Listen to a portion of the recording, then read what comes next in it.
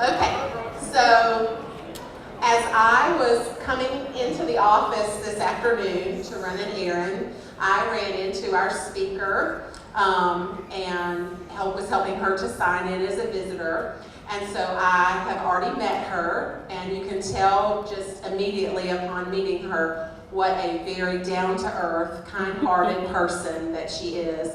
I get to introduce her and Coach Fry. So if you'll just listen to their introductions, I think that you will really have a deep appreciation for how lucky we are to have them here with us today, speaking to our student body. I hope that you guys listen not only for personal interest, but for what they say about their life and how they have really been extremely successful. First of all, Miss Janet Sellers, if you'll stand real quick so they'll see who you are while I'm talking about you. And I'm really standing. I'm really standing. Ms.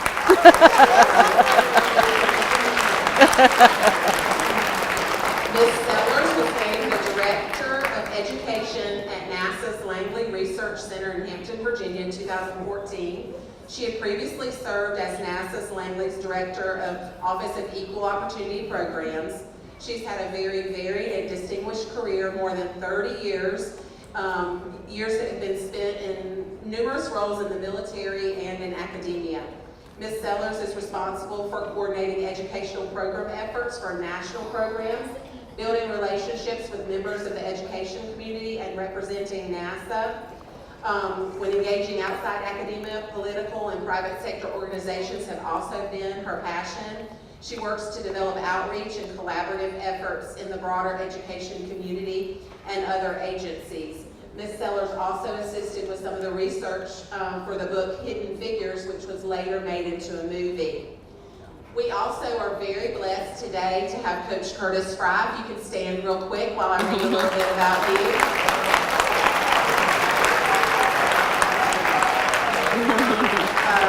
Coach Curtis Fry was born here in Moore County in Bass, North Carolina, so he is our hometown hero. He graduated from Union Pines High School, and he's in our Athletic Hall of Fame. He's the head coach for the University of South Carolina track and field teams. He served as an assistant coach for the U.S. Women's Track and Field Team in the 2004 Summer Olympics in Greece.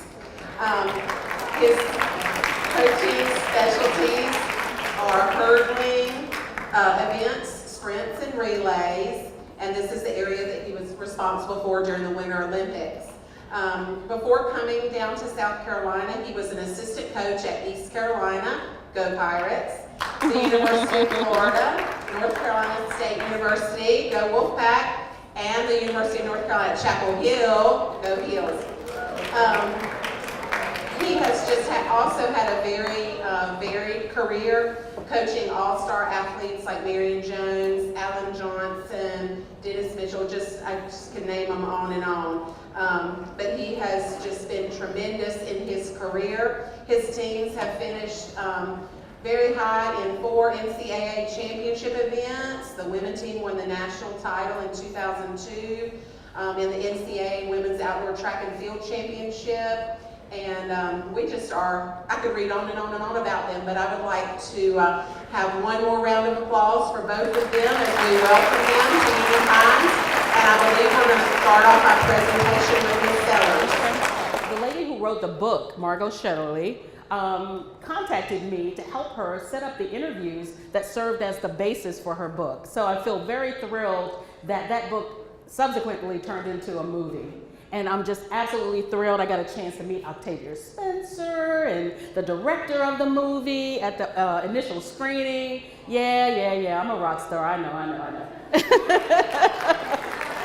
But you know, what it did for me, what the movie did for me is to motivate me and inspire me and make me think about my own life and where I came from. I grew up in Washington, D.C. Not a very safe neighborhood. I could have gone either direction.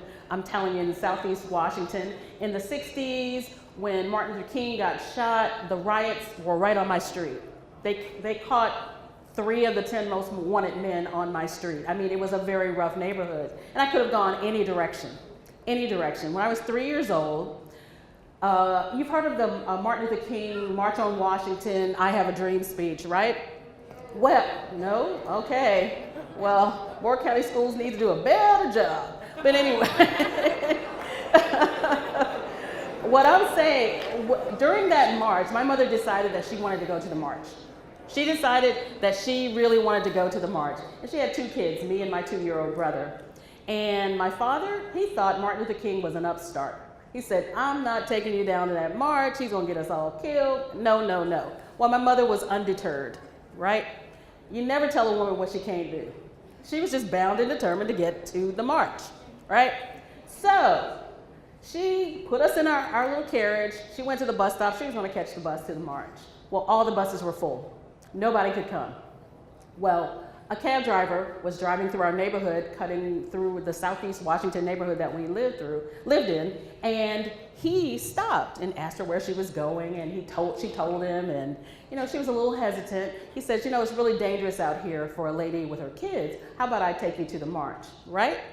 So they get to the march, and it's crowded. I mean, just, thousands and thousands of people there. And so he was really worried about her, and he decided to wait for her while she participated in the march. He parked, in an area in downtown DC and said, I'll be here when you get here, right? And 2 hours later, she went back, and he was there. The funny thing about it, he was a white guy. And we're talking about a white guy in '63 picking up a black lady with her 2 little black children. And he took her back home and didn't charge her a fare, right?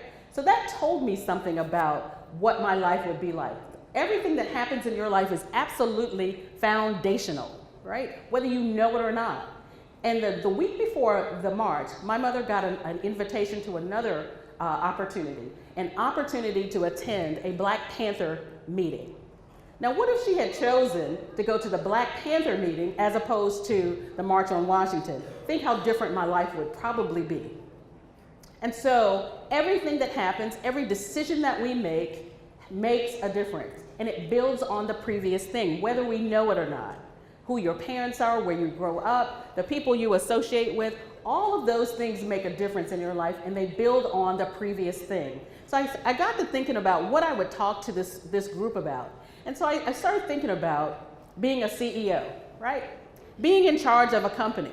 Well, the first company you need to be the CEO of is you, right? You've got to understand who you are, what you want to brand yourself as, and how you make that happen.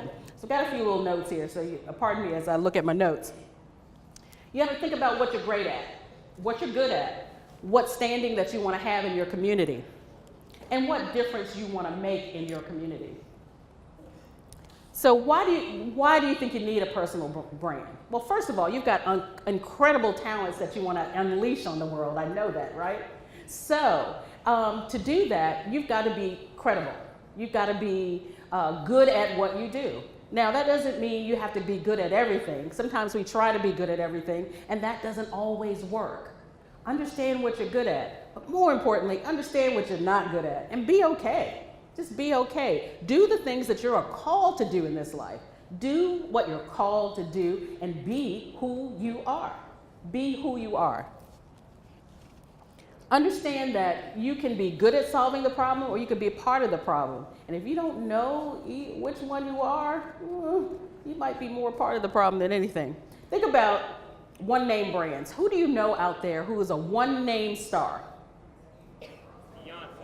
Beyonce, right? Usher, Rihanna. Okay, let's just keep it down to a low roar, okay? But you understand, there are one-name brands out there, right? When you hear their names, you know what the brand is. You know what they bring, you know what they deliver. You know that automatically. So if somebody was gonna ask you what your brand is, what would they say that you're gonna deliver, right? Drama, chaos, and confusion? Or, a good product, right? Are your writing assignments filled with typos, or are they your best work? When you come into the classroom, is your teacher saying, hey, that's Devin, yes? Or is your teacher saying, oh my God, that's Devin. You know, I mean, are they glad to see you? Is that the brand that you want to deliver? You've got to be thinking about that as you move forward. When I think about Katherine Johnson, she graduated from high school at 14, graduated from college at 18. So she had already established a brand for herself. Genius, right? Absolute genius. And so she was still living in a world, though, that didn't recognize her genius, right? So I would suggest to you, and I would encourage you, as I've encouraged others, that is, don't hide your genius. You know, be who you are. Be who you are. How many of you aspire to become a scientist or an engineer or a mathematician or anything like that? Okay, a few of you like STEM. I tell you, that is the future. That is absolutely the future. But STEM has practical applications in our everyday lives as well. And I want people to understand that. When I work for NASA, but I don't have a technical bone in my body necessarily, right? But I promote educational programs. I help to hire people with talent like you have, right? There are internships that you can participate in, and we need all kinds of people at NASA. We need social media professionals, we need accountants, we need security people. Cybersecurity is huge. It's huge in the federal government. We need all kinds of people to do the things that we need done at NASA. So understand that these things are available to you as well. So when I talk about branding yourself, I think of branding myself as a superpower. What superpowers do I possess? And what superpowers can be my kryptonite, as in Superman, right? So think about your personality strengths. Think about what other people would say about you, the positive things. Oh, Jenny is always so nice, or Jake is always so annoying, or, you know, I hope there's not a Jenny or a Jake in here that I've just insulted. I'm sorry. The biggest thing is, though, come to grips with who you are not and own who you are. Those are the things that I wanted to leave you with today. Think about what your goals are, right? Think about those things. Katherine Johnson had goals. Dorothy Vaughan had goals. Dorothy Vaughan wanted to be a supervisor. She had goals, and she did everything that she possibly could to achieve those goals. To me, Dorothy was the biggest inspiration in that movie because she did not give up. And when the new computer came in and she had to learn Fortran, she taught herself, right? She made herself indispensable. She made herself the smartest person in the room about Fortran. Nobody could top her where that was concerned. She taught her colleagues, and I just found out last week that Dorothy Vaughan also taught white male engineers at NASA. She taught them the Fortran language. I saw her lesson plans, I saw her notes, one of the white male engineers still works at NASA. He showed me all of this stuff that he kept. He said, I didn't even know it was historical. I just had a respect for Dorothy because she knew her stuff. And so in the 60s, she was teaching white male engineers how to manage Fortran, that new computer language that you saw in the movie. And she didn't look at it as a big deal. She looked at it as doing her job, because she made herself indispensable. So anybody that had a problem because of her gender or her race, they needed her. So they had to put that mess aside because they needed her to teach them Fortran so they could do their jobs. And so that's what you've got to do. You've got to make yourself so indispensable that the things that you can't control, like race and all of that foolishness, don't matter when you're on your game. When you're on your game, that stuff has to be pushed to the side. Absolutely has to be. And that's what's so motivational for me about that movie. And the idea that, I had a small part in helping to set up the book that led to the movie just completely inspires me to no end. And then I get to come to my husband's old high school and talk to you guys. Ooh, what in the world? So one of the things I ask students to do, and this is just to be thinking about, is to think about the mark you want to make on society, whether big or small. Think about that now, because you're going to be transitioning into the real world. And it's a cold, cruel world out there sometimes. You got to put your parka on. You really, really do. So think about the one sentence that describes what you bring to the table, what makes you special, and what makes you stand out. And are all those things positive? Are all those qualities somebody would want to see in a person that they were going to hire? And when you're thinking about those superpowers, as I talked about, are they really superpowers or are they your kryptonite? I talked earlier about, is your work always the best? Is it or is it not? Are you always on time or are you always late? Oh, a hush fell over the room. Okay. Are people glad to see you? Are your teachers really glad to see you? Oh, no name calling, no name calling.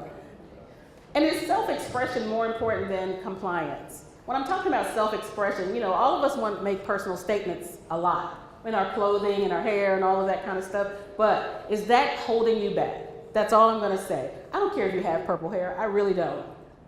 Understand that some of those things can hold you back sometimes. Just think about that if you're trying to get ahead. Are you high or low maintenance? Ooh. Well, let me give you some examples of what high maintenance sounds and looks like, all right? Everything a high maintenance person needs or wants is always an emergency, right? They can have a sense of entitlement sometimes. They are self-sufficient, but they often just don't want to do anything. They're often lazy. They rarely think of anything else. They want everything their way, kind of like, having it your way at Burger King. They keep drama. They keep drama, chaos, and confusion going. High maintenance people, right? You don't want to be that person. You honestly don't want to be that person. And so you got to think about the things that you need to do to curb that. What I really want to leave with you all today is that you are the CEO of who you are, right? You are the CEO, the Chief Executive Officer of you. And you determine what people see. You control the narrative. You control the information about you, your social media presence, all of that. And guess what? I'm a hiring official at NASA, right? So one of the things I do when people send me an email that says, drop it like it's hot at yahoo.com, that resume goes because you didn't think that through. Okay, you just did not think that through, all right?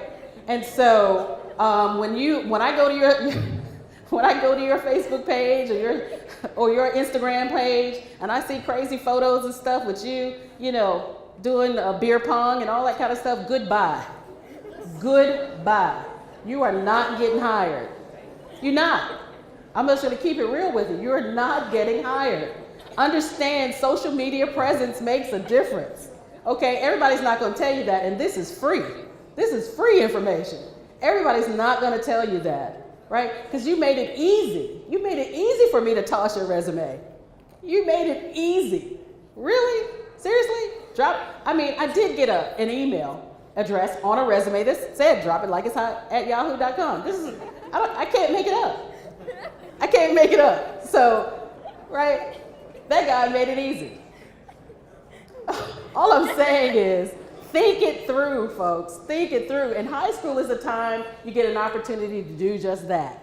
Think it through. You have teachers who can help you, counselors, social workers, faculty, administration, the school board. You've got so much available to you that I didn't have. I just had to wing it. I really had to wing it and could have gone either direction.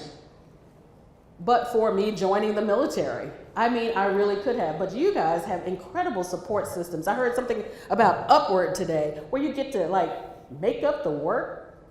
You get a period in school to make up work that you didn't do. What? What? If I didn't do the work and it was late, it was just late. You got an F. That's it. That is it. So you guys have a lot. Now I know it's tough. I know there's a lot of pressure on you to get to good schools, to get a job. And if you're like my parents, I'm getting ready to cuss, so don't get mad. My father told me the best thing you can do for me is take care of your damn self. And so 18, I was out. I'm just saying. Okay.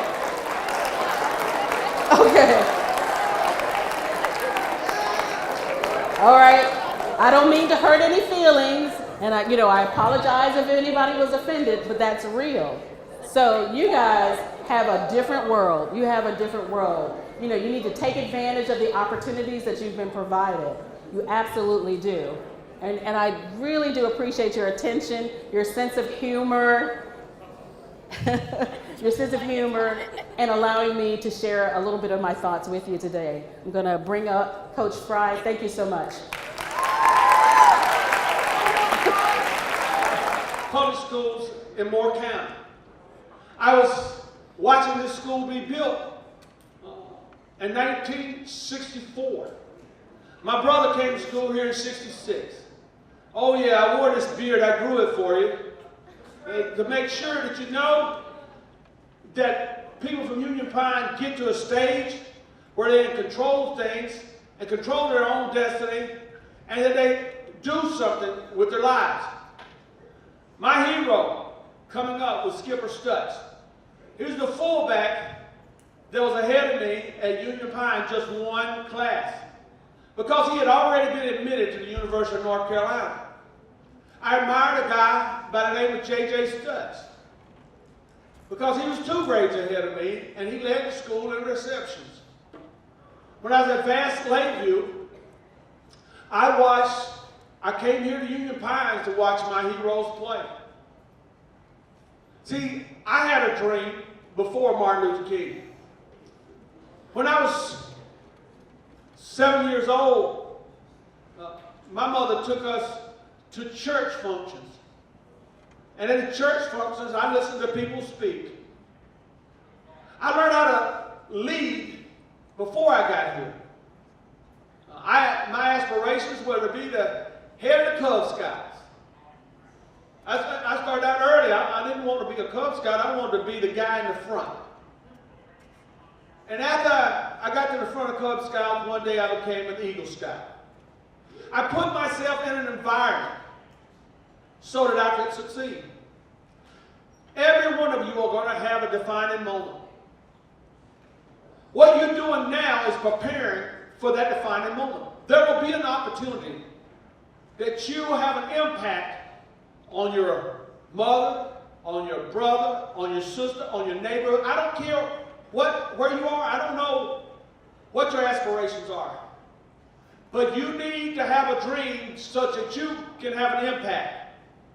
It's going to come your way whether you're prepared for it or not. Somebody will have to be a hero.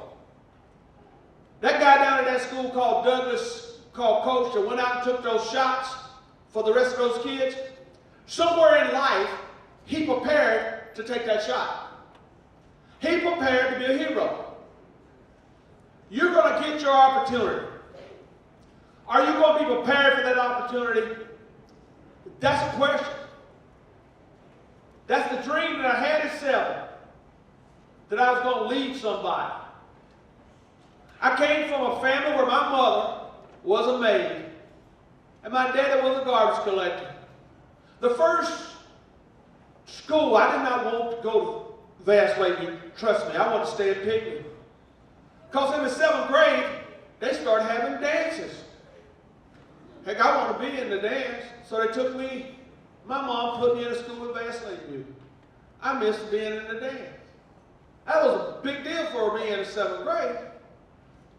Another thing that built me strong was rejection. I took a lot of Valentine cards and passed them out. Didn't nobody give me one. I learned. The next year I passed them out again. And one day, by the time I got to be a junior, I got one back.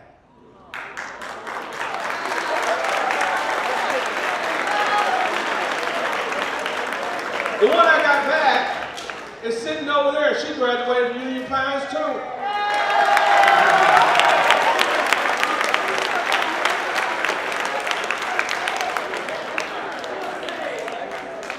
All the cheerleaders at Union Pines, I passed the card to them. I got rejected. They didn't give me one back. But you know what rejection did? It built me tough. It prepared me. It built me tough. I knocked on doors for admissions to college. I had to go to Sandhills because I didn't get admitted. I didn't get admitted to North Carolina Central or A&T, which I really wanted to go to A&T. I got rejected, but it didn't stop me. Heck, in fact, after I got rejected there, I elevated myself. I applied to West Point. Now here you go, and you got a C average, and you applying to West Point. The guidance counselor down the hall, she laughed at my sending in my application. I spelled the word, how do you feel, to a senator? F-I-E-L-D. It came back with red writing on it. Because how do you feel is not like the fields that I worked in. But my understanding, I wasn't going to quit. So I went to Sandhills Community College. I went there and I associated with the right people. I tried to become the student body president at Sandhills. I was from Vass. Mother was a maid and daddy was a garbage collector. But I'm going to be the student body president at Sandhills. I joined clubs. I'm sure you guys remember of some here. It's creating that pedigree. It's creating that brand. I created my brand from the time I was in that 9th grade. I wasn't going to stop trying to be first because I got rejections. At Sandhills Community College, the first year, I got out and became a leader. I formulated my own organization. It's called EBO, Independent Black Organization. Because I want to be a leader, so I created me something to lead. I was not going to stop being in the front. The first dance that they had here, that lady over there named Barbara Falk, her name is Wilson, we created that dance. It's called Sadie Hawkins. We had it in the cafeteria because they wouldn't let African Americans and white kids dance together, so they said we're cutting out the prom. But they had a prom over at Cushman Pines. It was for Union Pines High School. My brother was working there, cleaning the tables. He came back home and told us they had a prom.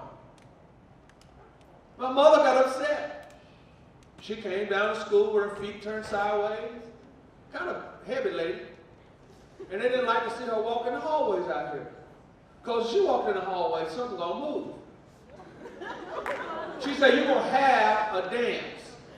And you're going to have it for all the kids. So, we had us a dance. Things, you don't let things happen.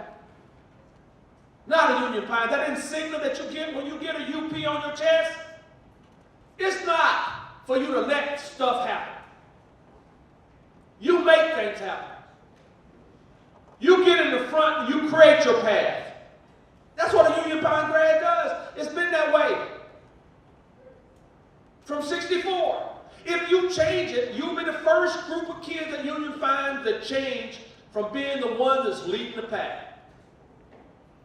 I had no other choice than to be successful. A Union Pine grad with that insignia on has no other choice to be the best farmer in this county. Has no other choice than to lead the hospitals with the best nurses. I promise you, when you walk in any one of the employment centers in this area, you ask them where they graduated from, and I bet you money the leaders of the graduates at the hospital are Union Pine graduates. If you go to the hospital, if you go to the law firms. I talked to your coach today about one of the best facilities in the country in track that they decided to create. That's what Union Pine does. It creates the best for its home. I said, you need to call some of the guys that graduated with me, Robbie Moore and the guys who run their own firms and law firms, and get some money to pay that off, because they got it. They didn't start out with anything. You may not have it now, but the expectations from me and from those people sitting over there that's retired, that you be somebody, that you have a dream. You have to expect big things. I don't care. I'm not less than you. And the word damn scared you. You better hear me in my locker room. Because I will not accept you being less than you should be or that you are. I had one of the students come to me from New York. She's one of my good little runners. She came in and she said, I don't care what nobody thinks. And that's a sad state of affairs. It's only me. It's not only you. Because what you do reflects on who your parents are, who your neighbors are, who your cousins are, who you going to be. I can tell who you going to be by who you hang out with. Your destiny is determined by the company you keep. I change my company. I don't leave them. I elevate them. I put myself in the presence of evil so evil feel uncomfortable. I'm going to be there. He said, no. They can talk ugly, act ugly. I'm going to stay. Man, I don't like you. I love you. Those hallways out there, I walked them. I walked them when I didn't have friends on either side. A year after I integrated schools, they closed the African American school. My friends on that side thought I was a traitor. My friends at Vance Lakeview, they didn't talk to me because they thought I was the black guy with the black guys. It was a strange place to be. Do you know that was preparing me to be the leader at the Olympic Games 2 times? There's only one African American in America that's been on 2 Olympic staffs. I got prepared by the rejection. I got prepared at Union Pines High School in setting up a prom. I was prepared. I was prepared to treat people equal and fair. I was selected not by all black group, not by all white group. In fact, there's only one person black on an 80-person selection committee. I got selected because people knew I would be fair. That's what I take out of being selected. That I grew up in Moore County at Union Pines, and that my country felt that I could represent them because I would be fair. That's the expectations I have from you. I don't care. Look, I've had people walk down that hallway putting a gun together. Oh, yeah. I've had a cross burn in my yard when I was a 13-year-old. I'm born tough. Rejection, seeing it tough, ain't no excuse for not succeeding. A Union Pine expectation, a Curtis Fry expectation of it. Should I tell anybody I'm a conduit for people to go through for excellence?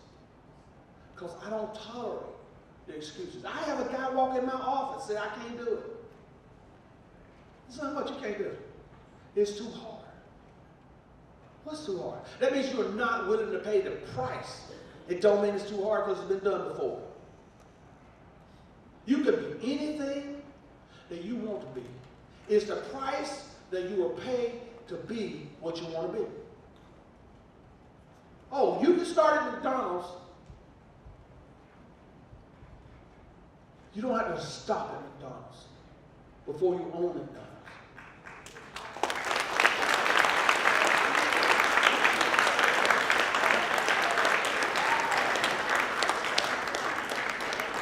You don't want to start a Union Pines graduate.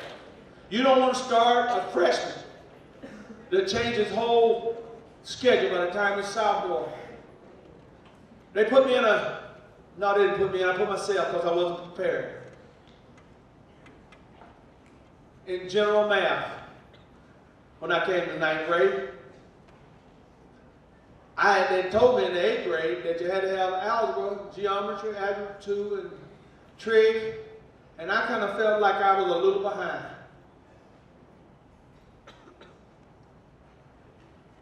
Well, I came to summer school while I worked tobacco, so I could pay to go to summer school, so I could take algebra, so I could be in barbering them class, because I know they was going to college. Oh yeah, I did.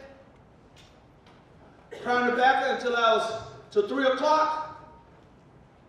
Walked to the Vast Bridge, called 4 o'clock, and came to football practice until 6. Walk halfway to Vast to get a ride so I could get home, to get up. Because my dad wasn't coming all the way up here. So I could get up at 6 o'clock to do tobacco.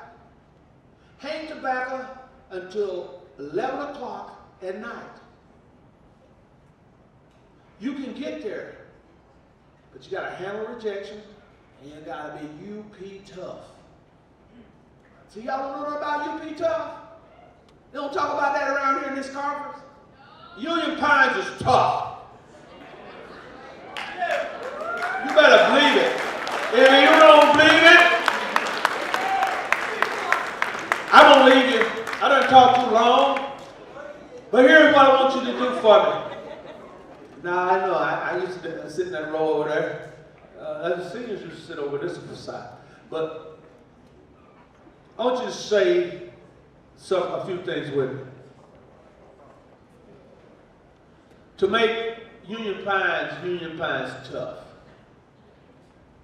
If it's to be, you say if it's to be. If it's to be, I can't hear you. If it's to be, it's up to me. To make Union Pines.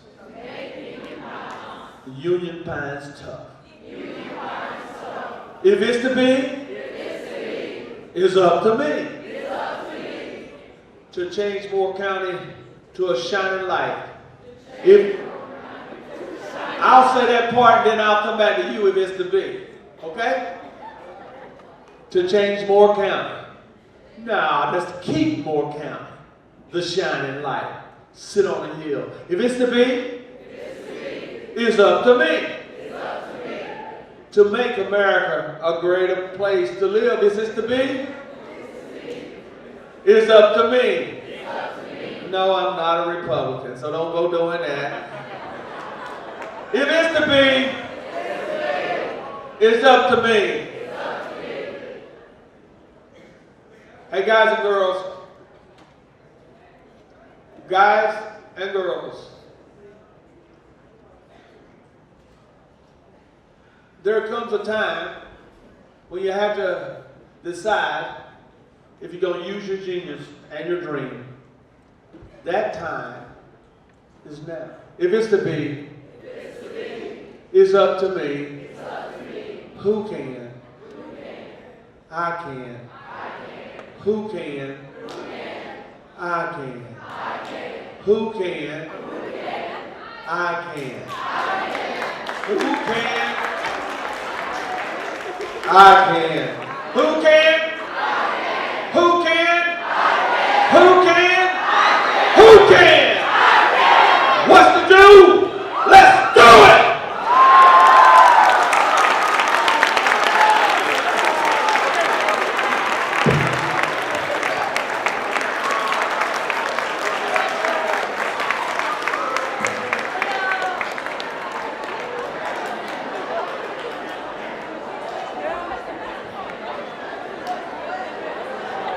All right, Ms. Sellers, Coach Fry, on behalf of the Union Pines students and staff, we'd like to thank you for coming today to speak with our students. Let's give them one more round of applause.